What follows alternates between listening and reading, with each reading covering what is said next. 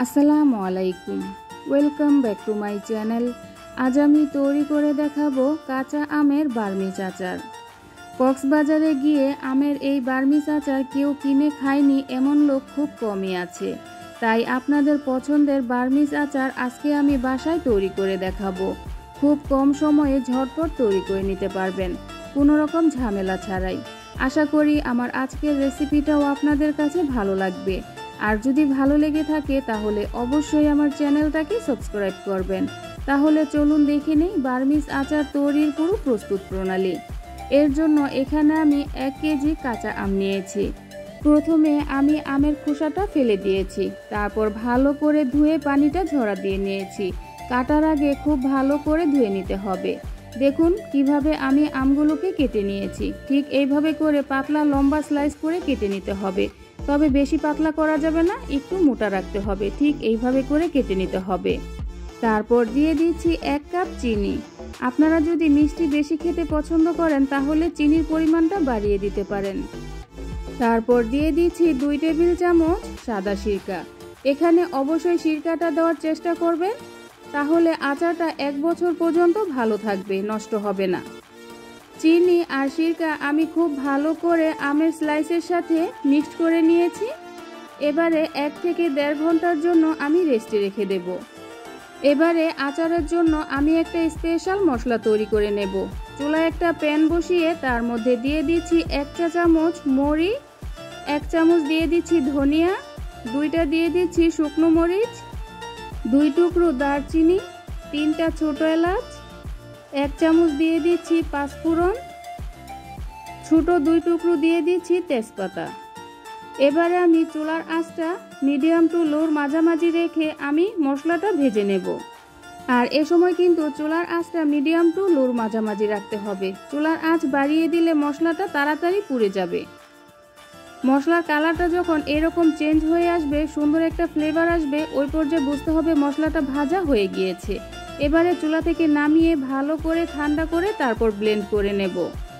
1 ঘন্টা রেস্টে রাখার পর চিনি থেকে কিন্তু আমের মধ্যে অনেকটাই পানি উঠেছে। দেখুন এই পানিতেই কিন্তু আমের আচারটা রান্না করা হয়ে যাবে। এখানে এক্সট্রাভাবে আর পানি দিতে হবে না। চুলায় একটা প্যান বসিয়ে তার মধ্যে পানি সহ আমি আমের স্লাইসগুলো দিয়ে দিচ্ছি। এবারে নেড়ে চেড়ে আমি কিছুক্ষণ জাল করে নেব। আমগুলো কিছুক্ষণ জাল করে নেওয়ার পর যখন এরকম ফুটতে শুরু করবে, ওই পর্যায়ে চুলার আঁচটা মিডিয়াম টু লোর মাঝামাঝি করে দিতে হবে। তারপর দিয়ে দিচ্ছি 1/4 চা চামচ লাল মরিচের গুঁড়া, 1/4 চা চামচ দিয়ে দিচ্ছি হলুদের গুঁড়া। এই মশলাটা দিয়েছি আচারের কালারটা সুন্দর হওয়ার জন্য। এবারে নেড়ে চেড়ে আমি সব কিছু একসাথে মিশিয়ে নেব।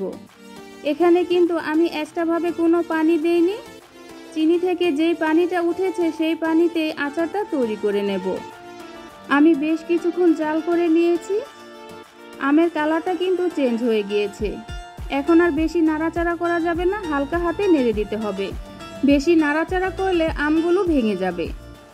তারপর দিয়ে দিচ্ছি 1/2 চামচের থেকেও কম লবণ। এই আচারের মধ্যে লবণের পরিমাণটা কম দিতে হবে। এবারে দিয়ে দিচ্ছি আমি যে প্রথমে আচারের মশলাটা ভেজে রেখেছিলাম, সেই আচারের মশলাটা আমি আধা ভাঙা করে গুঁড়ো করে নিয়েছি। সেই গুঁড়ো করে নেওয়া আচারের মশলা আমি সবটুকু দিয়ে দিচ্ছি। আর আচারের মশলাটা কিন্তু আধা ভাঙা করেই গুঁড়ো করে নিতে হবে। খুব মিহি গুঁড়ো করলে কিন্তু আচারটা খেতে বেশি ভালো লাগবে না। আচারের মশলাটা আমি খুব ভালো করে নেড়ে চেড়ে মিক্সড করে নিয়েছি। আর আচারের মধ্যে যে পানি উঠেছিল সেই পানিটা কিন্তু খুব ভালো করে শুকিয়ে গেছে। দেখুন আচারটাও দেখতে কত সুন্দর হয়েছে, ভেঙে যায়নি। আচার বানানোর পুরাটা সময় কিন্তু চুলার আঁচটা মিডিয়াম টু লোর মাঝামাঝি ছিল। আর আচারটা অনবরত নেড়ে চেড়ে রান্না করা যাবে না, কিছুক্ষণ পর পর নেড়ে চেড়ে দিতে হবে। আর বেশি জোরে নাড়াচাড়া করা যাবে না, হালকা হাতে নেড়ে দিতে হবে, তাহলে আচারটা ভাঙবে না, দেখতেও সুন্দর লাগবে। আমার আচারটা কিন্তু পুরোপুরি হয়ে গিয়েছে। আর আচারের পানিটাও কিন্তু খুব ভালোভাবে শুকিয়ে গেছে। এবার আমি চুলা থেকে নামিয়ে নেব। চুলা থেকে নামিয়ে একটা বাটিতে সার্ভ করে নেব। এই তো হয়ে গেল কাঁচা আমের বার্মিজ আচার। এই বার্মিজ আচার কিন্তু আপনি একটা শুকনো বয়মে রেখে 1 বছর সংরক্ষণ করে খেতে পারবেন। আচারটা কিন্তু নষ্ট হবে না। এই আচারটা খেতে এতটাই মজার যে একবার খেলে বারবার খেতে ইচ্ছে করবে। যাকে বানিয়ে খাওয়াবেন সে আপনার প্রশংসা করবে। কক্সবাজার স্টাইলে আজকে আমি এই বার্মিজ আচারের রেসিপিটা শেয়ার করেছি। আশা করি আপনাদের কাছে ভালো লেগেছে। আর যদি ভালো লেগে থাকে তাহলে অবশ্যই আমার চ্যানেলটাকে সাবস্ক্রাইব করবেন আর বন্ধুবান্ধব আত্মীয় স্বজনদের সাথে শেয়ার করবেন। আবার আসবো নতুন কোনো রেসিপি নিয়ে। তাহলে এ পর্যন্তই। আল্লাহ হাফেজ।